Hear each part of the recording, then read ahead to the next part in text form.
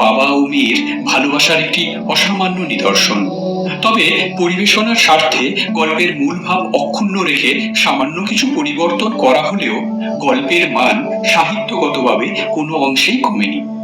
আশা করি সাহিত্য প্রিয় দর্শকদের কাছে আমাদের এই পরিবেশনাটি সমানভাবে গ্রহণযোগ্য হয়ে উঠবে।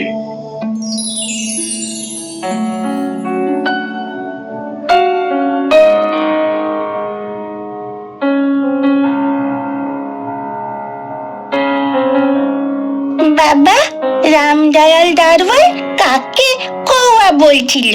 সে কিচ্ছু জানে না। না দেখো বাবা, ভোলা বলছিল আকাশে হাতে সুঁচ দিয়ে জল ফেলে, তাই বৃষ্টি হয়। মাগো, ভোলা এত মিঠে মিঠে বকতে পারে? কে বলে বকে? দিন রাত বকে। বাবা, মা তোমার কে হয়? কে হয়? শালিকা। মিনি, তুই ভোলার সঙ্গে খেলা করতে যা, আমার এখন কাজ আছে।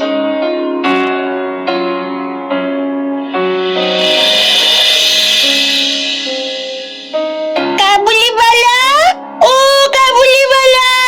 যা, এখন এই ঝুলিঘাটে একটা আপদ এসে উপস্থিত হবে, আমার সপ্তদশ পরিচ্ছেদ আর শেষ হবে না। এদিকে মিনির চিৎকার শুনে যখন কাবুলিওয়ালা হাসি মুখ করে আমাদের বাড়ির দিকে আসতে লাগলো, অমনি মিনি সে তো ঊর্ধ্বশ্বাসে অন্তঃপুরে দৌড় দিল। মিনি যেভাবে লোকটাকে ঘরে ডেকে আনলো, যদি কিছু না কেনা হয় তাহলে সেটা ভালো হয় না। আচ্ছা, দাও দাও, কিছু বাদাম আর কিশমিশ দাও। দিচ্ছি বাবু, দিচ্ছি। তোমার নাম কি? রহমান আছে বাবু। এইভাবে দুজনের মধ্যে খানিকক্ষণ কথোপকথন হলো। কাজুবাদাম কিশমিশ দেওয়া হলো, টাকা নেওয়া হলো। অবশেষে সে জিজ্ঞাসা করলো, বাবু, তোমার লড়কি কোথায় গেল? মিনি, আরে তোমার এই ব্যাগ দেখে সে ভয়ে পালিয়ে গেছে। তুমি দাঁড়াও, আমি ওর এই ভয়টা কাটিয়ে দিই। হ্যাঁ বাবু, ডাকেন বাবু। মিনি, মা মিনি সোনা, একবার এখানে এসো, কাবুলিওয়ালা কাকু তোমায় ডাকছেন। মিনি লেখকের গা ঘেঁষে কাবুলিওয়ালার মুখ এবং ঝুলির দিকে সন্দিগ্ধ দৃষ্টিতে তাকিয়ে রইল। কাবুলিওয়ালা ঝুলির মধ্যে হতে কিশমিশ খোবানি বার করে তাকে দিতে গেল। সে কিছুতেই নিল না। দ্বিগুণ সন্দেহের সাথে সে লেখকের হাঁটুর কাছে সংলগ্ন হয়ে রইল। কাবুলিওয়ালার সাথে মিনির প্রথম পরিচয়টা এমনি ভাবেই কেটে গেল। কিছুদিন পর লেখক বাড়ি থেকে কোনো কাজে বাইরে যাবার সময় দেখে মিনি অনর্গল কথা বলে চলেছে এবং কাবুলিওয়ালা তার পায়ের কাছে বসে হাসি মুখে শুনছে এবং মাঝে মধ্যে প্রসঙ্গক্রমে নিজের মতামত দোআঁশলা বাংলায় ব্যক্ত করছে। বাবা, মেয়ে আমার এতদিনে একটা মনের মতো শ্রোতা পেয়েছে। ওকে এসব কেন দিয়েছো? অমন আর দিও না।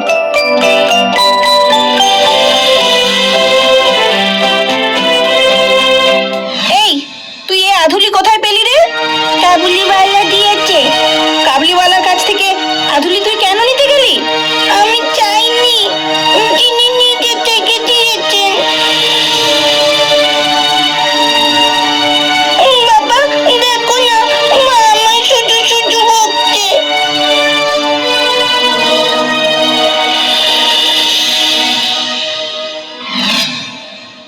কাবুলিওয়ালা, ও কাবুলিওয়ালা, তোমার ওই ঝুলির ভেতর কি?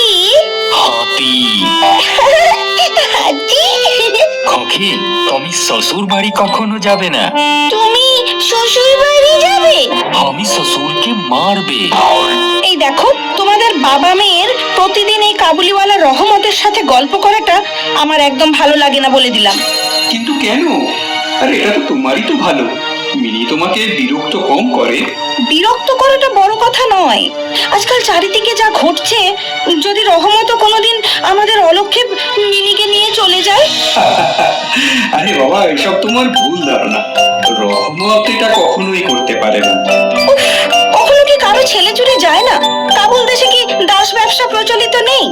একজন প্রকাণ্ড কাবুলের পক্ষে একটি ছোট ছেলে চুরি করে নিয়ে যাওয়া কি একেবারেই অসম্ভব? ব্যাপারটা যে অসম্ভব তা নয়, কিন্তু তা বলে বিনা দোষে রহমতকে আমাদের বাড়িতে আসতে নিষেধ করতেও পারবো না। চল, আজ তোর বিচার হবে। তুই কি করে এটা করতে পারলি?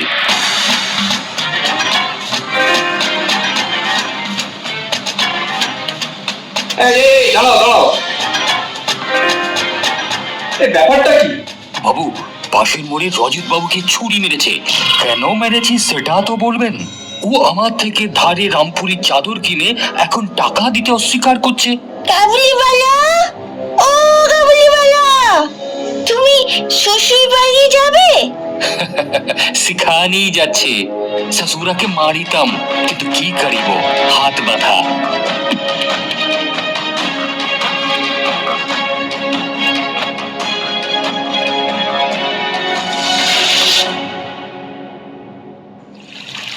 দেখতে দেখতে 8 বছর কেটে যায়। এদিকে সেই ছোট্ট মিনি আজ বড় হয়ে গেছে। আজ মিনির বিয়ে। সকাল থেকে ভারী হয়েছে, ওই লোকজনের আনাগোনা। উঠোনে বাঁশ বাঁধা হয়েছে, পাল খাটানো হচ্ছে, বাড়ির ঘরে ঘরে এবং বারান্দায় ঝাড় টাঙাবার টুংটাং শব্দ উঠছে। আপনাকে সীমা নেই।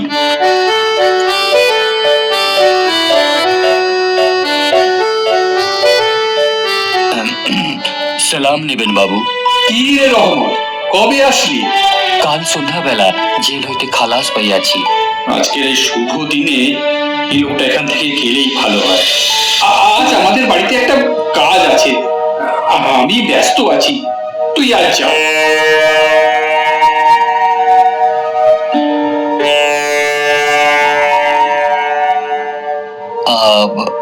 খোকিকে একবার দেখতে পাইবো না?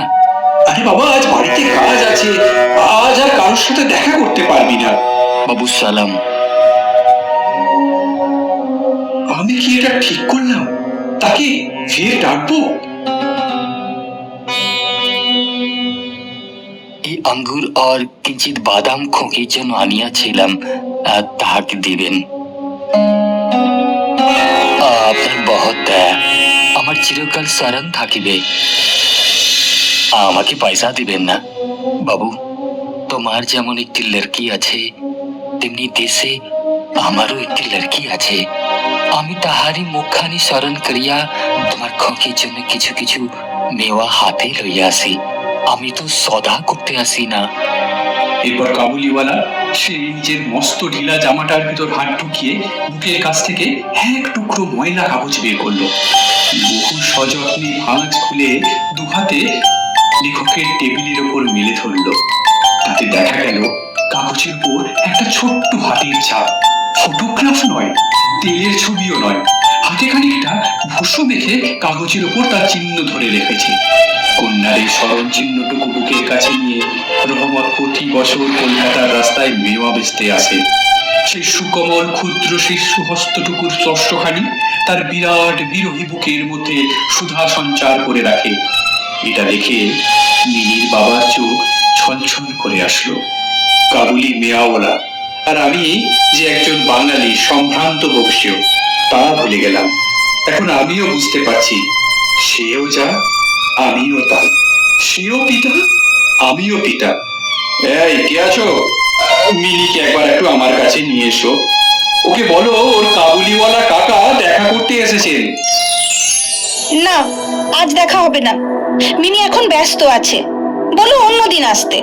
যত ব্যস্তই থাকুক, বলো আমি ডেকে পাঠিয়েছি। রাঙা চেলি পরা কপালে চন্দন আঁকা বধূ বেশে মিনি সেখানে এসে উপস্থিত হয়। তাকে দেখে কাবুলিওয়ালা প্রথমটা থতমত খেয়ে গেল। তাদের পুরনো আলাপ কিছুতেই চিনতে পারলো না। অবশেষে সে হেসে বলল, খোকি, তুমি শ্বশুর বাড়ি যাবিস? মিনি চলে গেলে একটা গভীর দীর্ঘশ্বাস ফেলে রহমত মাটিতে বসে পড়ল। সে হঠাৎ স্পষ্ট বুঝতে পারল তার মেয়েটিও ইতিমধ্যে এইরকম বড় হয়েছে। তার সঙ্গে আবার নতুন করে আলাপ করতে হবে। তাকে ঠিক আগের মতো করে তেমনটি আর পাবে না। এই 8 বছরে তার যে কি হয়েছে তাই বা কে জানে। সকাল বেলায় শরতের স্নিগ্ধ রৌদ্র কিরণের মধ্যে সানাই বাজতে লাগলো। রহমত কলকাতার এক গলির ভেতরে বসে আফগানিস্তানের এক মরু পর্বতের দৃশ্য দেখতে লাগলো। রহমত, তুমি দেশে তোমার মেয়ের কাছে ফিরে যাও। তোমাদের মিলন সুখে আমার মিনির কল্যাণ হোক। বাবু সালাম। এই টাকাটা দান করে কিসের থেকে উৎসব সমারোহের দুটো একটা অঙ্গ ছেটে দিতে হলো। যেমন মনে করেছিলাম তেমন করে আর ইলেকট্রিকের আলো জ্বালাতে পারলাম না, ঘরের বাত্যও এলো না। কিন্তু কিন্তু মঙ্গল আলোকে আমার শুভ উৎসব আজ উজ্জ্বল হয়ে উঠল।